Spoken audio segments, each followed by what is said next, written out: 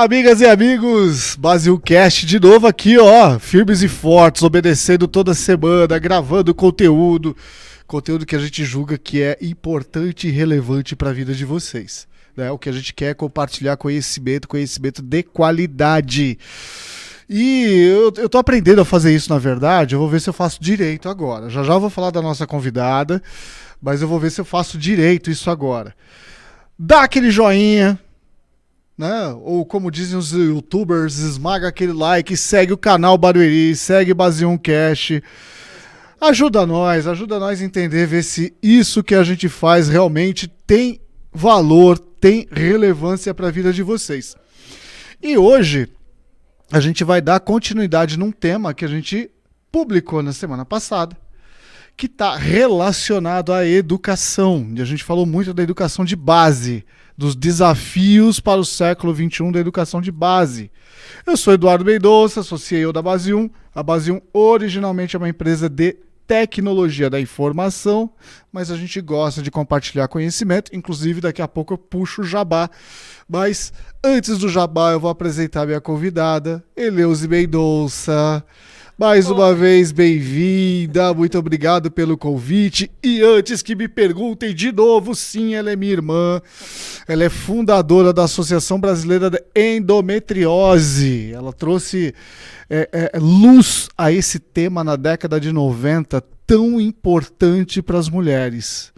A Eleuze, ela é fundadora da Associação Brasileira de Endometriose, é educadora com 35 anos de sala de aula e muito conhecimento para compartilhar com a gente. Obrigado, Eleuze. Nossa, Eduardo, muito obrigada por essas palavras aqui de introdução a mais esse episódio, né, da educação. Fico muito grata. E, de fato, né, com relação à associação, se não fosse todo o papel educativo da associação, que ela procurou dentro da sua missão, né, esclarecer, orientar e divulgar sobre a doença, né, endometriose, nós ainda teríamos muitas mulheres aí sofrendo. Muitas, né? E muitas. Infelizmente, por intermédio dessa divulgação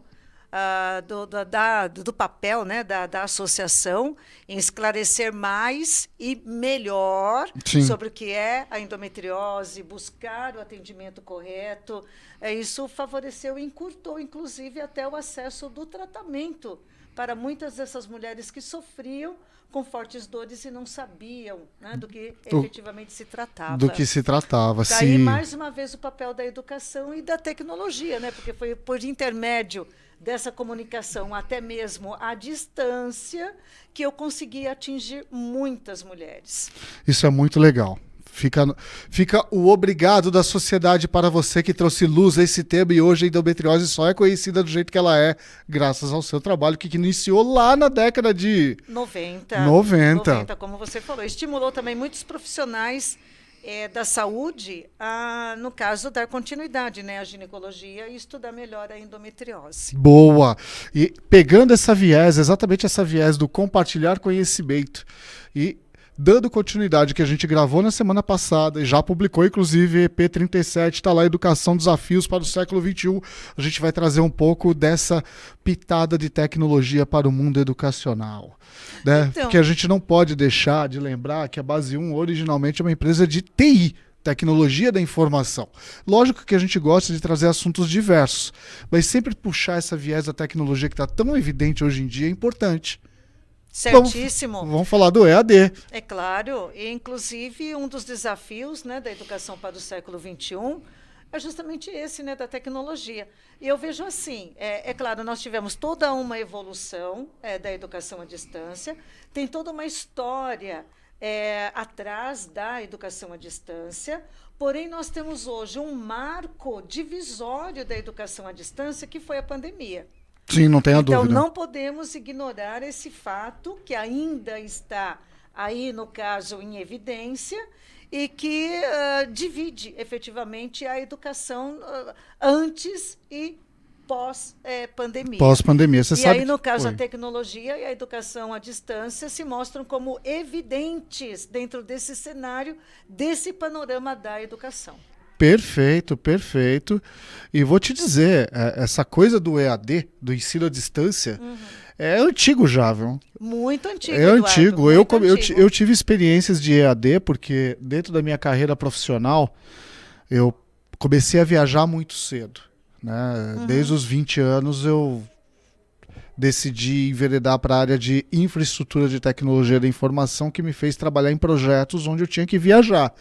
Então eu viajei o país inteiro, viajei alguns países da América Latina, mais recentemente, 2014 a 2017.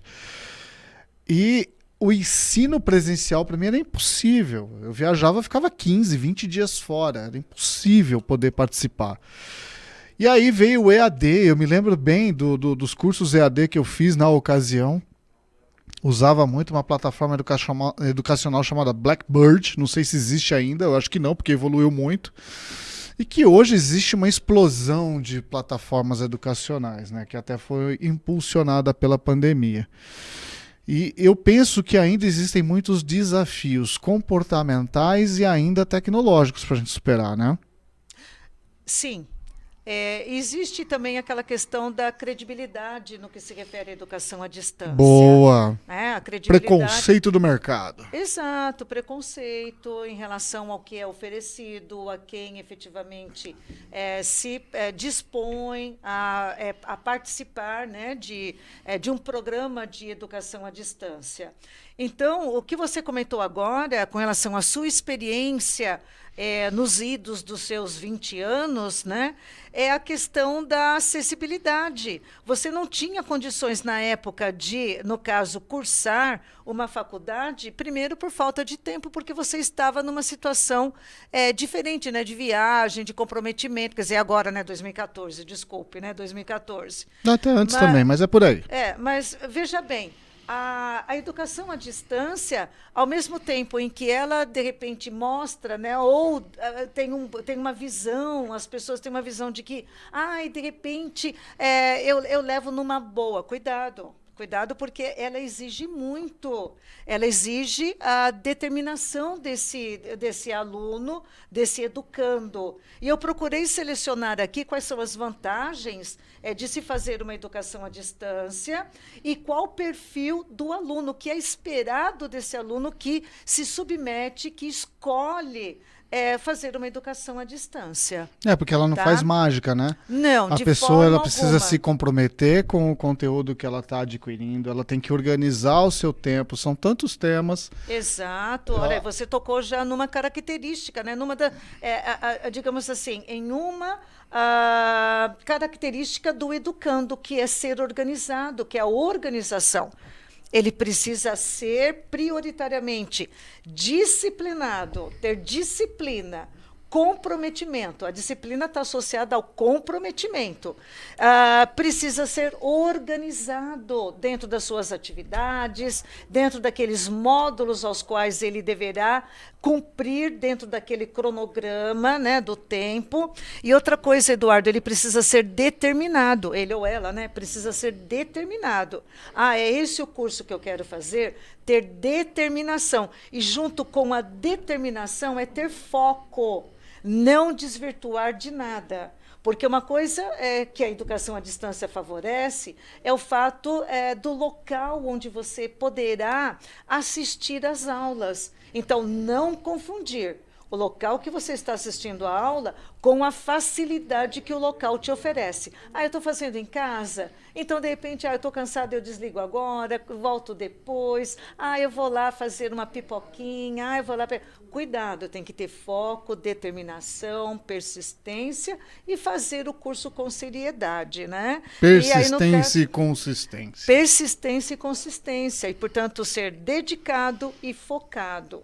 Então, é esse o perfil que se espera daquele aluno que faz a opção por ingressar na educação à distância. Porque ela também oferece uma outra condição que eu vejo até um pouco, Eduardo, até mais preponderante, que é a questão da vulnerabilidade atualmente, né, do educando, das pessoas. Ou você encontra o curso que você quer, porém o local é um pouquinho de difícil acesso, na maioria das vezes não é, né? Mas você tem aquela não facilidade do horário, é o trânsito que acaba comprometendo você chegar no horário certo de um curso presencial.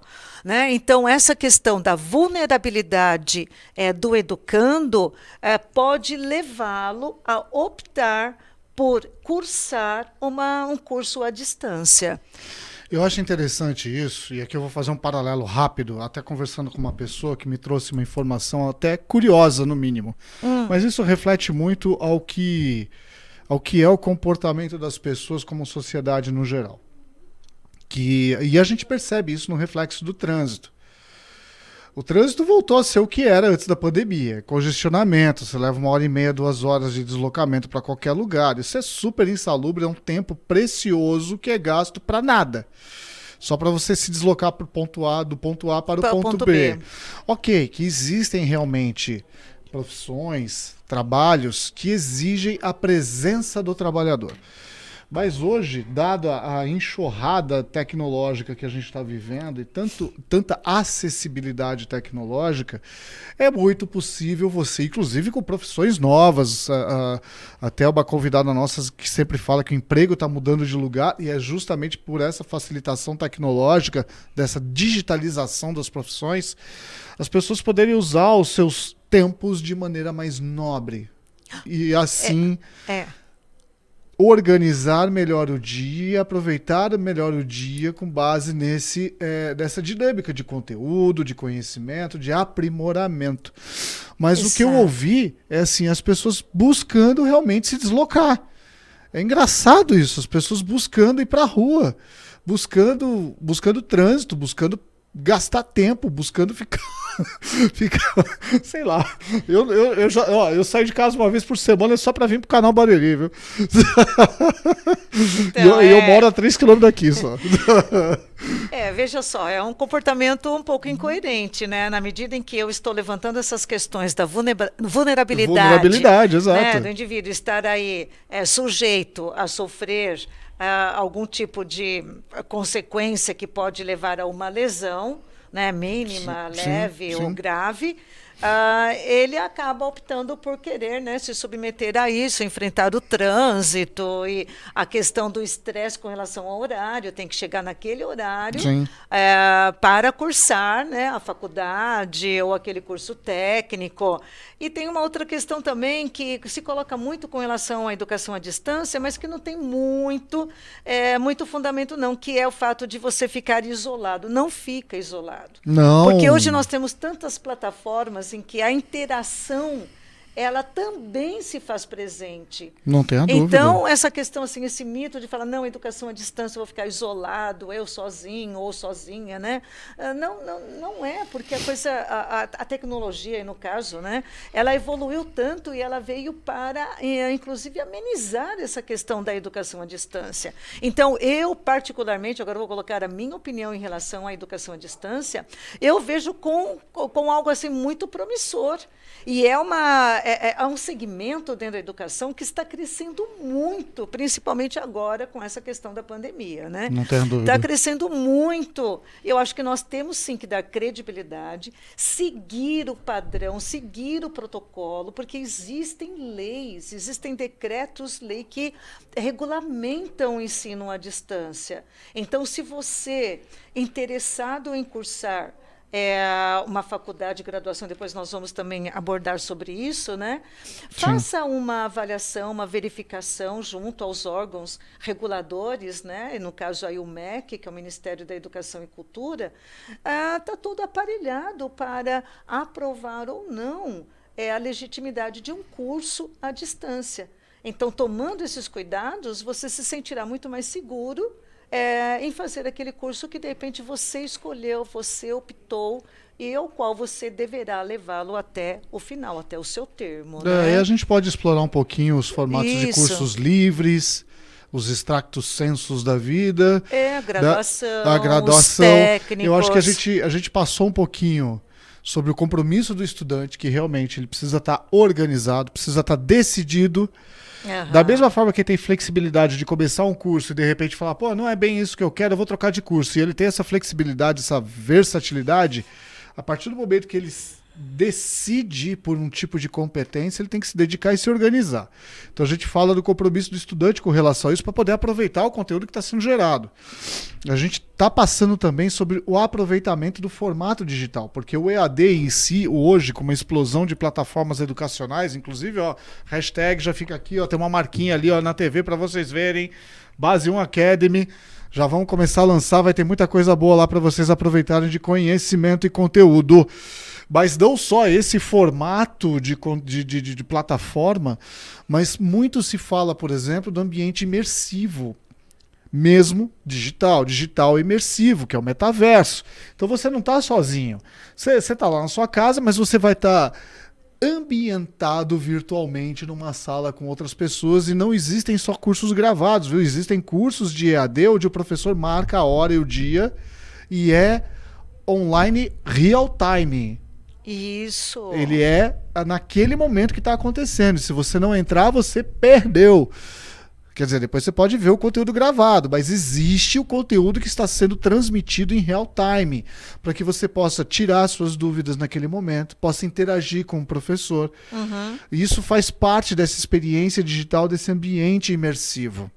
Exato, e até mesmo manter contato com seus colegas de classe. Claro. Fazer essa comunicação, essa intercomunicação com seus colegas. Então, de fato, essa questão do isolamento, ela deixou, né, de ser aí um fator que venha desestimular alguém a escolher o curso à distância. Não é mais. É muito interessante, né? Ferramentas existem, basta você se adaptar, procurar aprender um pouquinho e se adaptar. Agora a gente vai entrar no outro lado da moeda.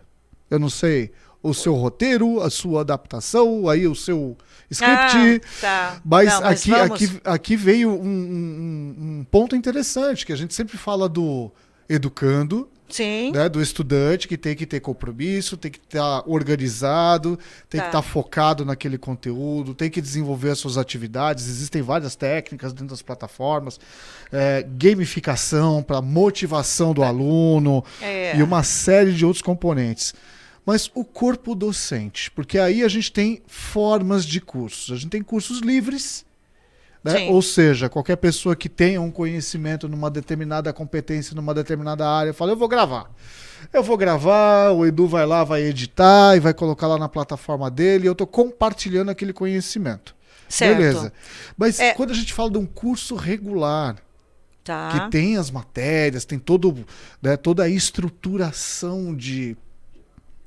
aí eu já não conheço muito os termos técnicos, né? Mas de elevação do aluno, de passar de ano, de não passar de ano, de ficar de DP numa matéria, de não ficar de DP. Quer dizer, e o corpo docente? Como ele tem que se preparar para tudo isso? Porque existe uma preparação. Tem gente que não fica bem olhando para a câmera e gravando. Aí é de fato, porque na realidade o trabalho do profissional, que seria o professor...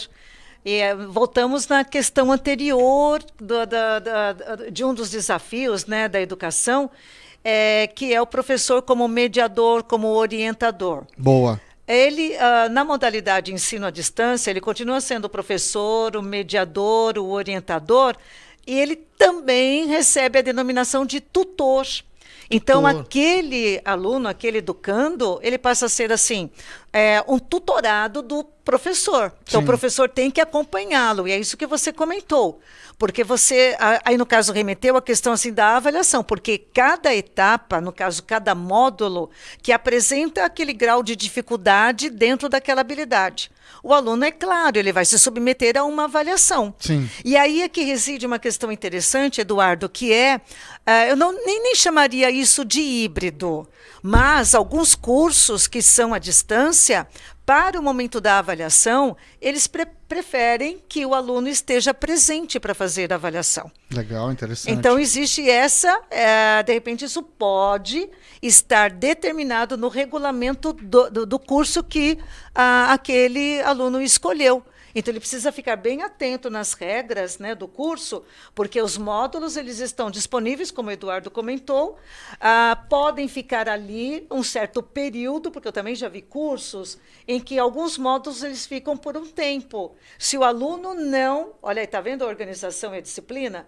Se ele não destinou aquele tempo para assistir aquele módulo, ele perdeu a oportunidade, porque ele fica disponibilizado a partir do determinado período que ficou, que já foi previamente informado, Sim. ele sai da plataforma e o aluno menos avisado perdeu aquela oportunidade. Não vai perder a oportunidade de fazer a avaliação, vai ter que fazer a avaliação, porém perdeu o conteúdo.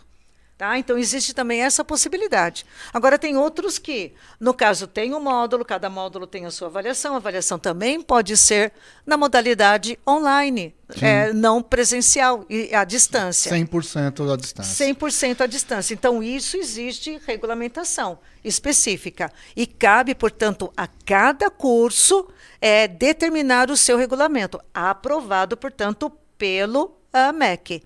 Tanto é que quando você comentou que a educação à distância, ela não é de agora, ela vem de muito tempo. Sim. E para você ter uma ideia, aqui para nós, ela começou no início do século passado. Tá? Olha que interessante. Começou lá atrás. E a gente vai mais além, porque tem dados aí em que mostram que para os idos dos anos, né, de 1720, nos Estados Unidos, nós tivemos o primeiro curso à distância, que foi um curso oferecido na cidade, né, em Boston, nos Estados Unidos. E o meio de comunicação na época eram os correios. Então, perceba, o nosso primeiro elemento técnico, né, o tecnológico, foram os correios. Era o papel e os correios. Era o papel. E aqui me lembrou de uma instituição brasileira. Isso, acredito. Instituto Universal Brasileiro. Exatamente. Nosso grande ensino, nosso precursor aí, o nosso inovador do ensino à distância. Isso, que mandava as apostilas para quem tivesse interessado. Mandava as apostilas pelos correios. E, no caso, o aluno, ele executava todos aqueles exercícios, todas aquelas atividades, remitia, né, para o Instituto Universal Brasileiro, que corrigia e depois dava devolutiva. Então, nós conhecemos, né, eu pelo menos conheci várias pessoas que fizeram cursos técnicos pelo Instituto Universal Brasileiro. E, no caso, se deram bem, porque eram cursos profissionalizantes, aos quais lhe deram, né, a possibilidade de ter uma renda extra. Olha, então, olha como a educação à distância surgiu. Surgiu exatamente para, no caso, facilitar o acesso a uma profissão. Ele surgiu como curso profissionalizante, né? Porque você falou do curso de graduação. Sim, sim. Então, nós temos o tipo, né, de curso à distância, a graduação, os técnicos e os livres. E os livres você abordou bem. O livre é livre mesmo, ele não tem regulamentação pelo MEC, mas ele não deixa de... Ele é legal, tá? Ele tem que ter uma curadoria para avaliar o conteúdo, para que não seja compartilhado nada que não reflita o conhecimento real ou a realidade. Isso. E aqui, Bia, rebete até um pontinho antes, que a gente falou exatamente dessa aceitação social dos cursos EAD, ou do passado era muito comum isso, né? Descredibilizar os cursos EAD, né? O ensino à distância.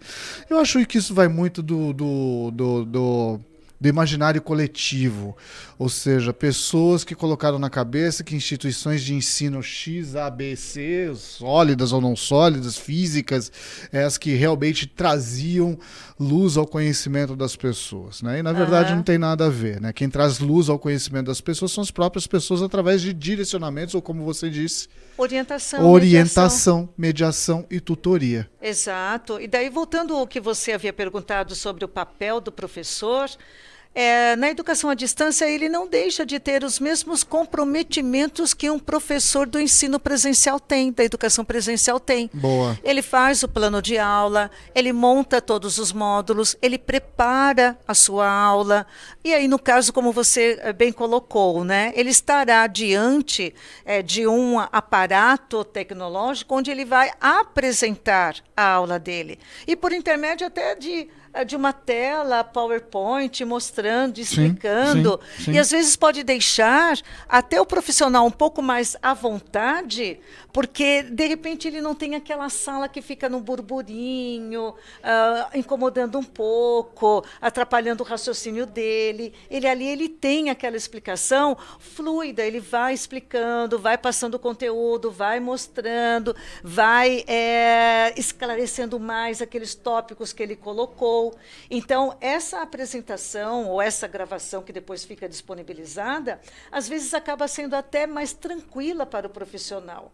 E quem tem acesso, depois pode ir apontando onde teve dúvida e remeter para o tutor, para o professor daquele módulo. Porque a gente pode ter também o seguinte, cada módulo ter a responsabilidade de um professor, de um tutor. Claro. Tá? Então, aí, no caso, hoje, como nós temos uma tecnologia muito mais facilitada, você tem possibilidade de manter acesso e contato com o seu tutor, com o seu professor, muito mais em tempo real do que, de repente, lá atrás, quando começou a educação à distância, ou quando nós tínhamos, no caso, esses cursos que ficavam disponibilizados e você pouco contato tinha com o profissional. Hoje não, hoje você tem, assim, a possibilidade de estar mantendo pelas mídias sociais essa interação muito mais rápida. Então, é aí que reside o fato de que eu aposto muito na educação à distância. E, claro, não vai deixar de ter a educação presencial,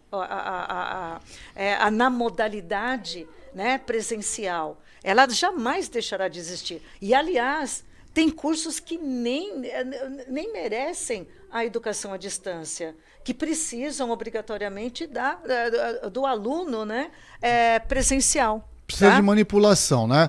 Eu acho que aqui cabe muito Outra bem o que você reflexão. está colocando, porque sim, existem muitos cursos que podem ser feitos à distância, cursos técnicos no que assim, quando a gente fala de engenharia, a gente fala de técnica também. Né? Quando a gente fala de arquitetura, a gente fala de técnica também. Quando a gente fala de medicina, a gente também fala de técnica, mas é uma técnica diferente. É uma técnica que exige a prática das mãos, a habilidade da pessoa com aquilo com que ela vai lidar, que é outra pessoa. No caso de veterinária, um animalzinho, um pet. No caso de um médico, um ser humano. Então não dá para você fazer essas coisas à distância. Aqui eu acho que cabe até alguns pensamentos muito interessantes que eu vi do Karnal, do Leandro Carnal. Eu gosto muito dele. Perfeito. Aliás, eu gosto dos filósofos que ganharam muita evidência nos últimos anos nas mídias, né? Eles trazem luz a muitos pensamentos e ajudam muitas pessoas a esclarecerem muitos dos seus comportamentos. Isso é super importante. Mas o Karnal, ele fala o seguinte, você se submeteria a uma cirurgia de um médico que fez o curso dele no YouTube, ou alguém que se formou numa faculdade de medicina e teve a oportunidade de praticar e tatear, sentir, desenvolver sensibilidade material com aquilo que ele vai lidar. Né? Então, assim, YouTube não é faculdade, YouTube não é universidade, YouTube ele é referência, ele traz muito conteúdo, muita coisa bacana, eu consumo bastante, YouTube, TikTok, os Reels do Instagram, eu sempre vejo muito disso, mas eles não formam profissionais, eles trazem um conhecimento que é raso. Aí a gente entra em metodologias, das quais você estava falando, que independente se elas são remotas ou presenciais, existe uma metodologia, existe um modelo que você tem que seguir para poder garantir que o conhecimento esteja sendo adquirido. Exato, que aquele aluno esteja formando o seu conhecimento, né? Porque o conhecimento ele vai sendo assimilado e acrescido. E você falou dessas outras ferramentas, eu diria assim que eles agregam, sim, né? Sim, eles sim. acabam agregando algo naquilo que você está buscando. Justo, justo. E é claro, parte até da curiosidade do aluno, investigar mais, quando é curso, no caso, à distância. Eu concordo plenamente que a área que envolve a saúde, jamais caberá o curso de educação à distância. Também penso que está muito longe. Aí isso. fica um pouquinho complicado. E quando eu tomei assim os primeiros contatos com relação à educação à distância, porque na época do curso de Direito, né, Educacional, nós tivemos um módulo de educação à distância. E eu comentava muito com os meus alunos, olha, eu vejo da seguinte forma, de repente, para uma primeira graduação, eu sou favorável, na época, né, favorável à graduação presencial. A partir da segunda graduação, aí, por mim, eu acho que eu liberaria tranquilamente a educação à distância. Porque, num primeiro momento, o aluno já teve contato como que é uma graduação, qual a seriedade da graduação, porque não é para fazer assim, levar, né, a graduação numa boa, não. Ela tem, sim, a sua finalidade, ela tem o seu sentido, e ela está ali por um objetivo. Formar você enquanto profissional, que era a área Exato. que você tem escolhido. Exato. Então, aí no caso, valeria a pena repensar isso. Primeira graduação, presencial. Segunda graduação, aí tudo bem. Pode ser educação à distância. Ou agora, repensando, refletindo de outra forma. Primeira graduação, vamos fazer assim, X% presencial, como já tem muitas, viu, Eduardo, tem muitas, e X% à distância. Então, existe esse consórcio, né, que também é regulamentado pelo MEC, de você fazer uma parte presencial e a outra à distância. Sim. E volta a questão da vulnerabilidade. É o trânsito, é a violência, e no caso, a suscetibilidade para as drogas. Enfim. Nossa, esse é outro problema seríssimo. Exato, exato. Então, e aí remete, mas é mais para a educação básica, né? Que é o homeschooling. Mas isso a gente pode tratar, de repente, para depois. Né? Sim. Inclusive, eu quero puxar um outro tema super legal aqui, que eu estava conversando com um amigo, né? E esses cursos à distância, eles trouxeram tantas oportunidades para as pessoas se formarem em universidades fora do país, inclusive, onde dentro da base 1, a gente tem aí profissionais que fizeram Stanford, fizeram Harvard e fizeram tudo à distância e têm os seus certificados reconhecidos por essas instituições. E falar também, inclusive, dos microcursos. Microcursos. Isso é muito legal, mas a gente vai deixar para o segundo bloco. A gente vai encher um pouquinho o copo de água, porque hoje é água, porque o assunto é sério. Quando o assunto é sério, a gente toma água.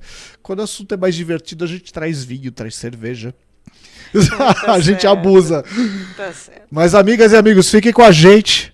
Uns 3, 4 minutinhos ou menos que isso a gente volta. Até já. Billy Jean!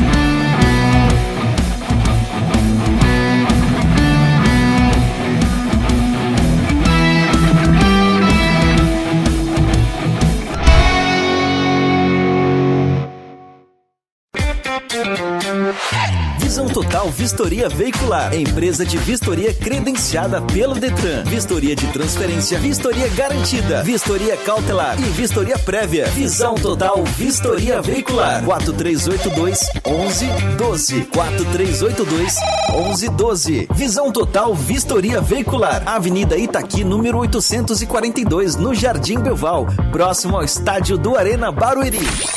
Visão Total Vistoria Veicular.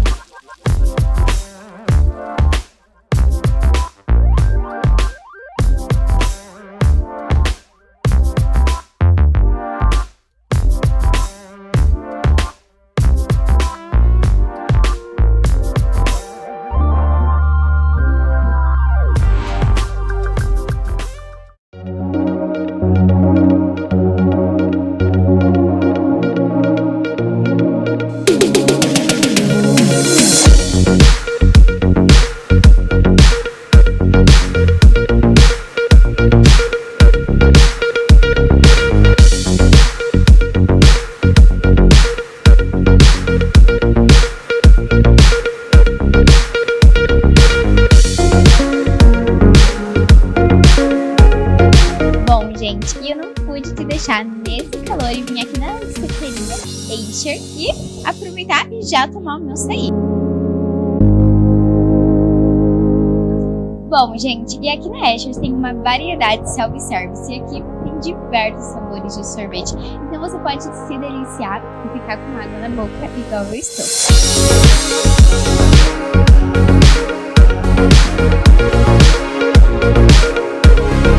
Eles ficam aqui localizados no centro do Beoval. Eu vou deixar a localização aqui na tela diretamente para vocês já virem aqui e se deliciarem igual a mim. Então fica aí, diretora Luísa, para você vir aqui na açaiteria junto com a Digital 5, viu? Que é realmente maravilhoso.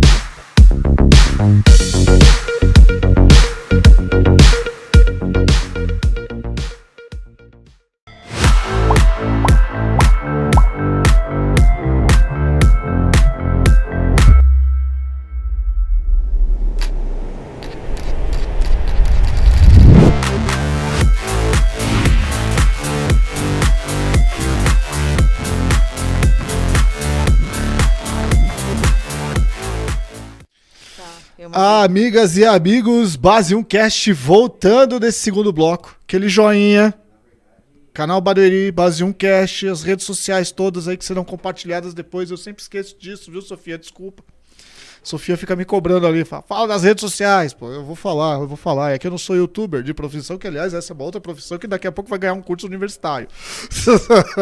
É bem capaz que isso aconteça. Aliás, eu vi um vídeo hoje muito interessante que fala de 5 novas profissões digitais que com certeza não existe curso universitário para isso, mas que a internet já forma esses profissionais através dos seus cursos livres.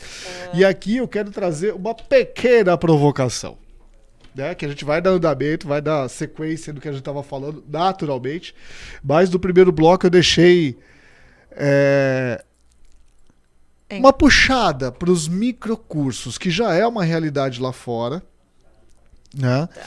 Que é a evolução da própria educação por si só, né? E naturalmente a gente tem que ser regido por legislação, por leis, por regras, senão vira bagunça. Aí todo mundo faz o que quer e não pode. A gente só vive em sociedade porque existem leis, existem regras. Né? Dessa forma que uma sociedade ela é constituída. Mas ela também pode evoluir. E lá fora já existe um movimento muito interessante dos micro-PhDs, os micro-mestrados, micro-pós-graduação. Que assim, você se formou em Direito, com uma especialização em Direito Criminal, e você quer ser PhD numa determinada área do Direito. Ele vai eliminar tudo aquilo que você já tem na sua formação original, e o teu curso que seria de 2, 3 anos, ou a sua defesa de tese seria de 2, 3 anos, vai reduzir para 1 ano. E isso já com reconhecimento dessas mesmas leis, dessas mesmas regras, para que você tenha esse reconhecimento profissional.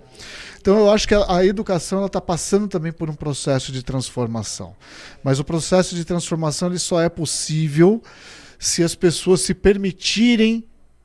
Eu vou ser até meio ambíguo aqui. Se permitirem se adaptar. Perfeito. A tudo isso, né?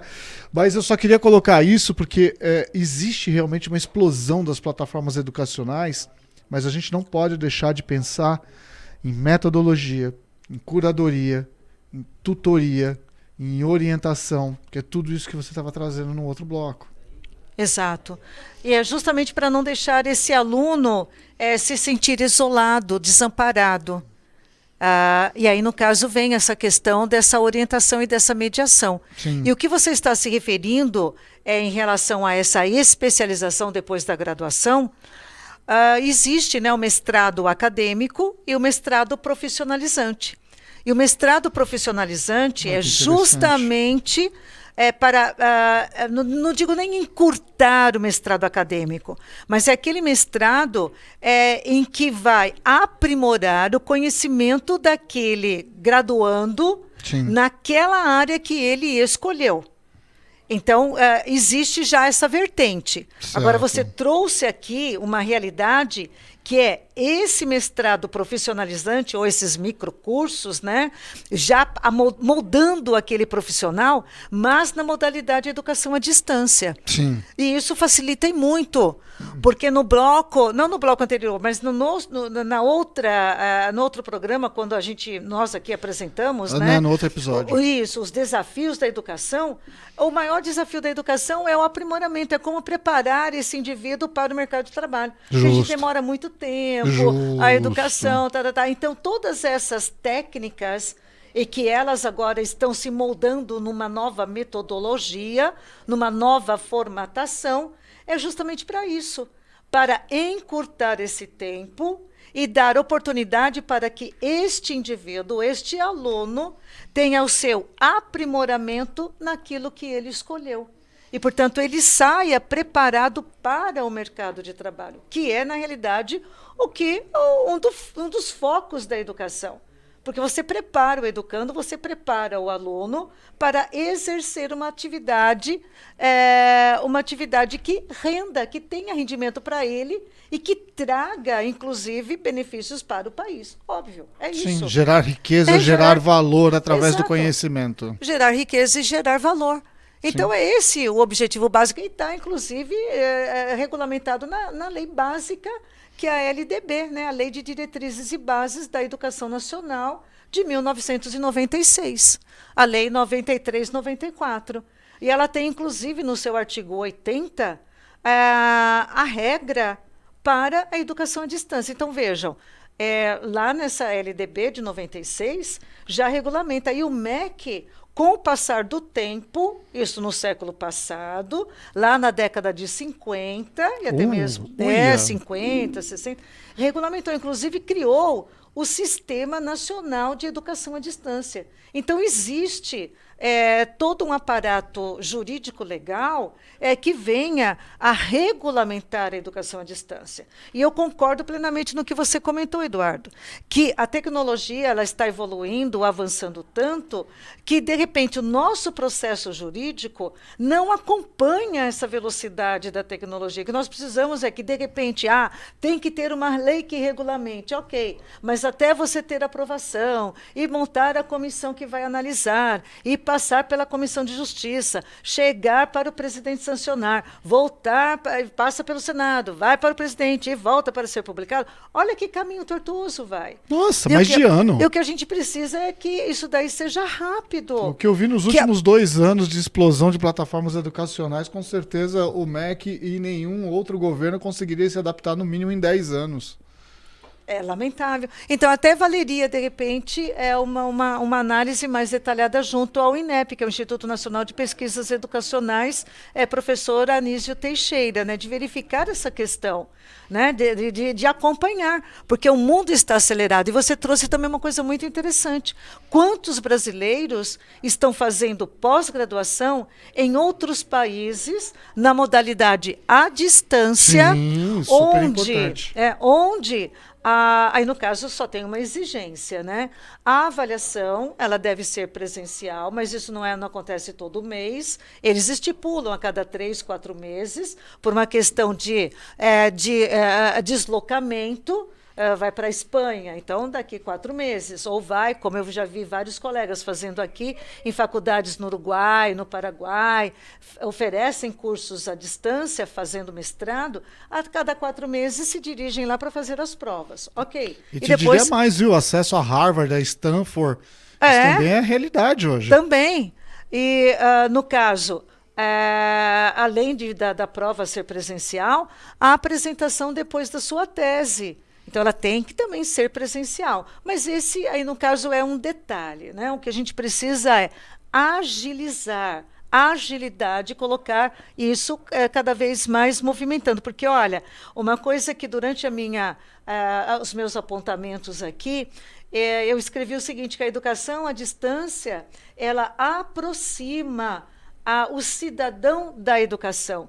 E nós abordamos tanto essa questão, né, da acessibilidade, da facilidade de chegar à educação, que essa educação ela deve estar cada vez mais próxima a todos, né, de facilidade para todos, e aqui no caso a distância, desde que se tenha o equipamento necessário, né, adequado à tecnologia do indivíduo, né, mas ela é uma educação democrática.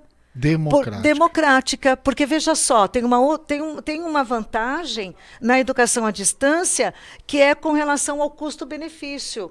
Um curso à distância, o custo dele é menor que um presencial. Sim. Então, isso abre facilidade e oportunidade para que mais pessoas façam o curso. Com certeza. Então, aí eu tenho uma democratização da educação, onde mais pessoas têm possibilidade de fazer um curso. É tão legal isso que você comentou, porque me arremeteu a um episódio de podcast que a gente gravou. Não me lembro o número agora, porque nós já passamos de mais de 35 gravações feitas. Mas a gente fala desse processo de digitalização que está acontecendo com o mundo, e um dos porque é uma teoria de um americano, Peter... Eu não vou falar o nome dele todo porque eu não lembro. Peter qualquer coisa, Peter Diamond, alguma coisa assim. Ele fala da teoria dos 6Ds. 6Ds. Da digitalização, do processo de digitalização. E um desses Ds, e é o último, é a democratização. Exatamente o processo de democratizar o acesso à informação, ao conhecimento, à compra de produtos e serviços através da tela do seu celular. Porque falar assim, o aluno precisa de um ferramental, de um equipamento específico para estudar. Não. Se ele tem hoje um smartphone, e não precisa ser nenhum smartphone top de linha, mas um smartphone que navegue na internet e que ele tenha acesso à internet, que isso é básico, é fundamental para que isso aconteça naturalmente, ele já consegue acessar plataformas educacionais e seguir uma grade de aprendizado, seguir uma linha, né, um caminho de aprendizado. Já é possível disso acontecer. Então, a digitalização traz sim a democratização. Muito bem colocado. Traz a democratização. E outro item que nós abordamos no outro episódio era da inclusão e da acessibilidade. Olha, mais uma vez, a educação à distância cumprindo o seu papel de democratizar o acesso ao conhecimento, à educação. Permitindo essa acessibilidade de todos. Que é o que tanto nós aqui no caso queremos, priorizamos, e desde que o sinal seja bom e que todos, mesmo lá no interior, no sertão de determinados estados, tenham acesso ao sinal eficiente, porque o que nós precisamos é efetivamente de pessoas cada vez mais com acesso à educação mesmo. Sim, né? Eu diria para você até locais remotos do Centro-Oeste que existem, quando você vai para o interior do Mato Grosso, do próprio Sul, ou seja, todas as regiões do país. Certo, eu acho que nordestino. Sim, eu acho que dentro desses pilares básicos que a gente sempre fala, que a política sempre trata, que é segurança, educação e saúde. Sim. A gente tem que colocar um outro pontinho aí super importante, que é infraestrutura. E a infraestrutura, ela abrange absolutamente tudo aquilo que vai servir de base para o desenvolvimento das pessoas. As pessoas precisam ter saúde, as pessoas precisam ter educação, as pessoas precisam ter segurança. Certo. Mas para que educação, saúde e segurança aconteçam, de verdade, precisa de infraestrutura. Então, acesso à internet, boas ruas, enfim, infraestrutura. Tá certo. O que você colocou é sensível e importante. É possível hoje, é realidade hoje, desde que exista a infraestrutura necessária para que as pessoas acessem. Exatamente.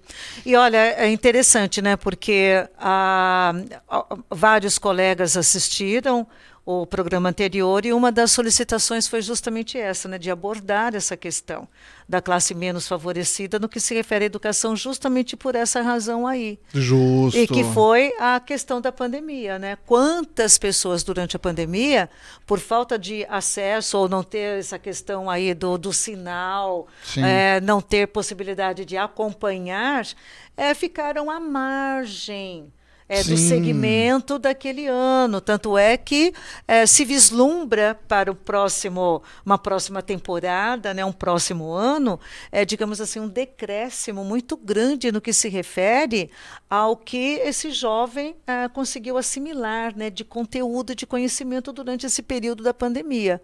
E é justamente por essa questão. Primeiro, isso que nós estamos abordando aqui agora, que é ter acesso facilitado pelos meios de comunicação e da tecnologia. Justo. Segundo, pela questão da indisciplina, a desorganização, Sim. que nem todos estavam acostumados a, de repente, né, estar em casa e estudando em casa. Então, é aí que eu acho que a educação à distância, ela sim prepara bem aquele aluno, porque é o aluno que vai fazer educação à distância, ele está focado, ele está determinado, ele quer fazer e ele vai ser disciplinado porque está em jogo ali, primeiro, o investimento que ele está fazendo e segundo, é a profissão que ele vai ter. Então, ele tem que ter essa questão aí da determinação, porque ele vai terminar o curso, ele vai sair um profissional, e o curso dele, sendo reconhecido pelo MEC, tendo todos os processos jurídico-legais em ordem, ele vai receber um diploma e certificado igual ao do curso presencial. Então, a sua validade, a sua credibilidade não será colocada à prova. Então, é isso que as pessoas precisam, no caso, entender. Aceitar. Eles precisam aceitar. Por isso que, até no bloco anterior, a gente falou desse preconceito do mercado com relação a determinados cursos de EAD. E eu falo que isso é muito do imaginário coletivo que foi colocado na cabeça das pessoas e que a gente pode mudar e transformar isso, que já é uma realidade, inclusive aqui falando do meu mercado de tecnologia da informação. As Big Techs, por exemplo, né, as grandes empresas de tecnologia já não exigem um curso universitário, por exemplo. Ela quer que você tenha conhecimento naquela tecnologia que eles estão demandando. E que não precisa estar necessariamente dentro de uma grade universitária. Mas aí é outra abordagem, é outra linha de pensamento, é outra, enfim. Voltando para esse tema da infraestrutura e até colocando um pouquinho aqui de informação, existem muitos municípios no Brasil, eu particularmente participei de alguns projetos, né, no Rio de Janeiro, Barueri é um exemplo disso. Existe o Wi-Fi gratuito nas áreas públicas, em algumas áreas públicas, né? Piraí, no Rio de Janeiro, foi uma cidade que eu trabalhei num projeto digital lá em 2007, 2008, junto com a Intel, e foi considerado um dos primeiros municípios totalmente digitais do país. Lá, independente da área ser pública, tipo praça, quadra de esporte, independente. Você está andando na rua, tem um Wi-Fi livre. Ponto de ônibus. Onde tiver fora de casa, tem um Wi-Fi da cidade. O que precisa aí é uma conscientização do cidadão com relação ao uso desse tipo de recurso também. Porque aquele que tem condição de ter a sua internet em casa, tem a sua internet em casa. Mas aquele que não tem condições por diversos motivos, e a gente conhece, que tenha acesso a essa infraestrutura para que possa ter acesso a um conteúdo de qualidade, ao conhecimento e a se desenvolver. Exato. E só colocando aí no caso os exemplos que você citou, e inclusive foi até um dos comentários que eu recebi, né? Para pensar efetivamente naqueles excluídos que são os que vivem em comunidade, né? Nas favelas. Pensar nessa questão, né, dessas pessoas que vivem numa condição de risco. Sim. Então, tendo acessibilidade, tendo possibilidade, olha aí que possibilidade, de repente, de ter a possibilidade de mudar o estilo de vida. Sim. Oferecido e ofertado até mesmo pelo poder público. Então, é isso que nós precisamos também pensar com cuidado e com carinho nessa população vulnerável, de vulnerabilidade.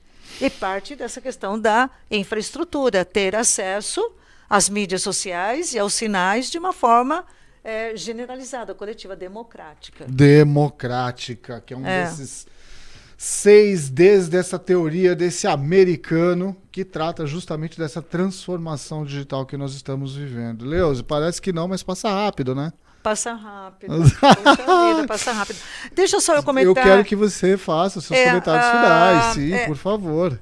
Um dado que também me chamou a atenção foi de uma pesquisa, né, do Instituto que trabalha com tecnologia educacional, que se chama Instructure. Eles avaliaram, porque para nós, quando nós falamos educação à distância, assim, praticamente vem automaticamente, a gente pensa no jovem, né? Naquele indivíduo, naquele aluno que tem seus 20, 25 anos. E, para surpresa, né, até mesmo dessa pesquisa, né, de quem elaborou a pesquisa, você acredita que 70% é composta, né, ou são compostos os 70% de pessoas na faixa de 40 a 55 anos. Que loucura, que procuram, isso. de repente, a educação à distância. Né?